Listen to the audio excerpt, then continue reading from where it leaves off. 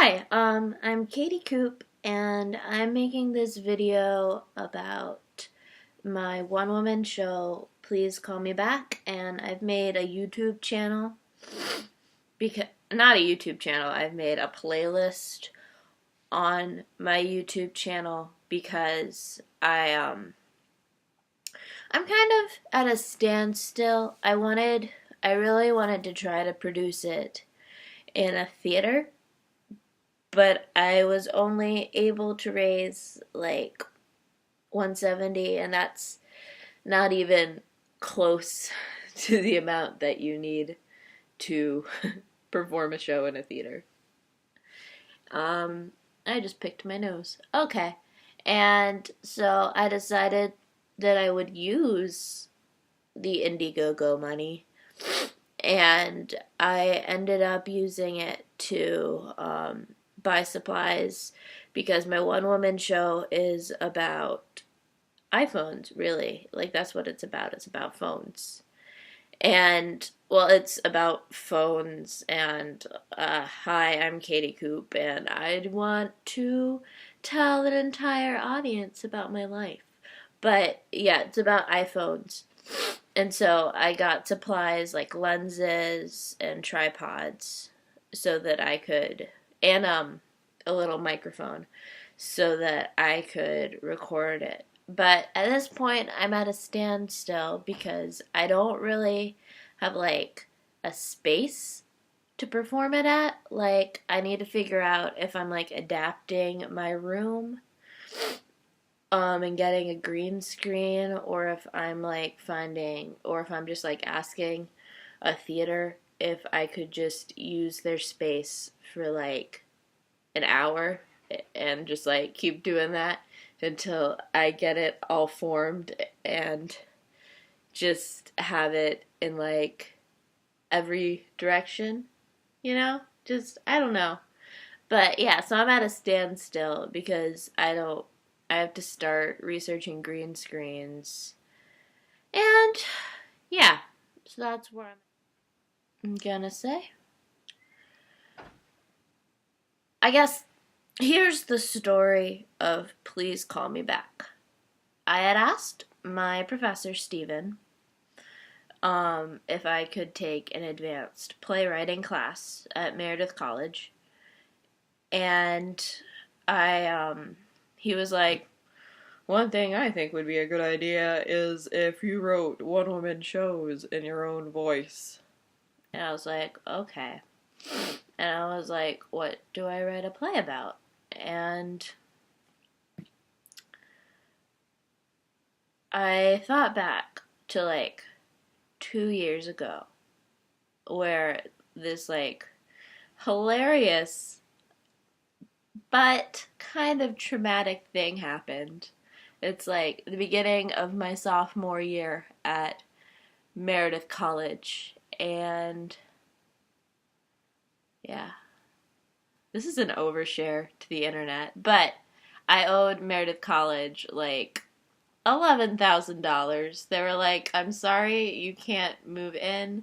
We might have to ask you to leave if you don't find a way to pay us $11,000. Because I was an idiot and didn't figure out how I was going to pay for school. And I was an idiot, and I assumed that, like, if people were telling me that I had to go to college, that there would be, like, money for me to go to college. I mean, there was. I just hadn't sorted it out yet. But there still wasn't $11,000 in that amount. So I had to, like, I was, like, arranging a cosigner with my grandpa that I hadn't seen since I was 7, and when he gave me a Razor scooter and a basketball.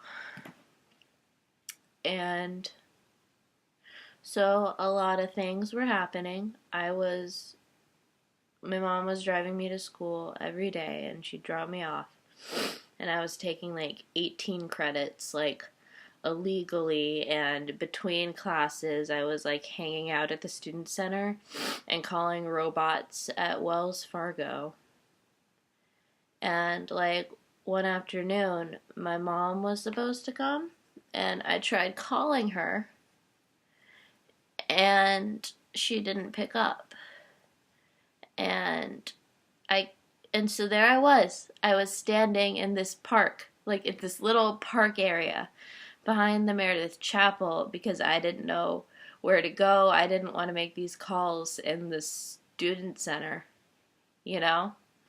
And all I had was this like weird I love you text from my mom, you know? Like it was just like ding ding ding red flag. This is overshare. But so I just kept calling and calling and calling, and I just stood at this bench outside the Meredith Chapel, and I kept calling, and no one picked up, and I don't know how many voicemails I left. And eventually I had to go to swim practice, and then, but I had told my sister, because my sister had called me at this point, and I told her to take the tran home, and she needed to, because mom was supposed to pick her up too. And I told her that she was going to have to figure out what the fuck was going on. I gave her instructions. I told her that's what she was just going to have to do.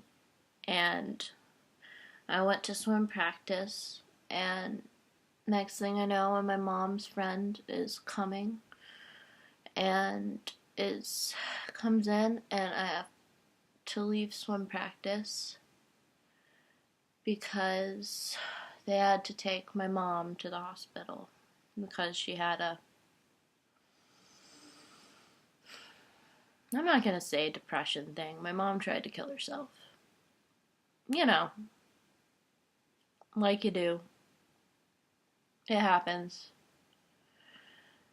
And also, I ended up carrying around her phone for like 2 weeks and getting calls from her friends and having to call her friends and her work and stuff. So I have this weird. So, with all that backstory, I have this weird relationship with cell phones. And I didn't want to write about that. I didn't want to like take that snapshot of my life and put it into the show. You know? I didn't want to make this a story about, oh man,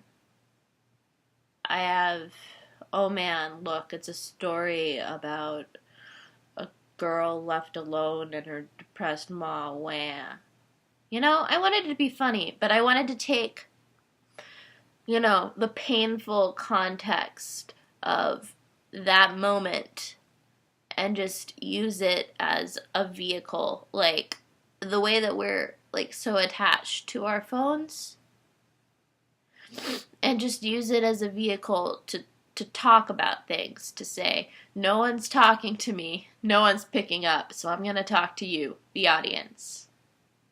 And not make it about that dark thing that happened. Because that's not what this is about. But I haven't really talked to anyone about the context of this show. And in fact, when I did the staged reading on the advice of Stephen, nobody in my family came. Except my sister. So I thought that was important to say, because I can't put the show out there, and I think it's gonna have some changes. Not like, but changes because I wrote this before I got out here in the world, I guess.